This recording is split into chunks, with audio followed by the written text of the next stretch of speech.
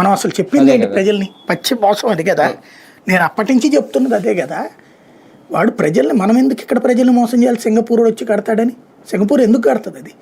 మనం ఇదివరకు చెప్పింది ఏంటి? సింగపూర్ వచ్చి కన్స్ట్రక్షన్ చేస్తున్నాడని, మన అమరావతి కట్టించిస్తాడని. వాడు ఎందుకు కట్టించిస్తాడు? వాడికి ఏం తెలుసు అని కట్టించిస్తాడు? వాడి బిల్డింగ్ ఆడికి కట్టుకోవడం రాదట, వాడు వచ్చి మనకు కట్టించిస్తాడట. అంటే ఏంటి? మన తాపీ మేస్త్రి నచ్చక పక్క రాష్ట్ర తాపీ మేస్త్రిని తెచ్చుకున్నట్టు ఉంటుంది.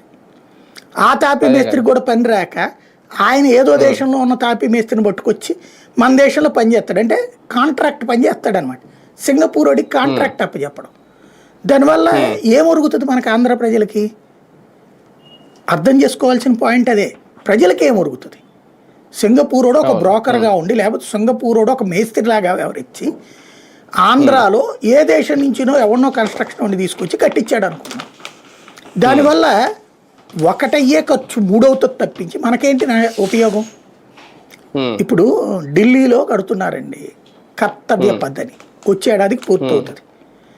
మన పార్లమెంటు భవనం అన్ని లక్షల చదరపడుగులు, అన్ని లక్షల చదరపడుగులు, ఎంత అద్భుతంగా ఉంది. ఇప్పుడు లైవ్లో చూస్తున్నాం కదా. ఎంత అయిందండి అది? 900 కోట్లు. కేవలం 900 కోట్లు. లోక్సభ రాజ్యసభ ఇద్దరికి కలిపి ఉండేటటువంటి హాలు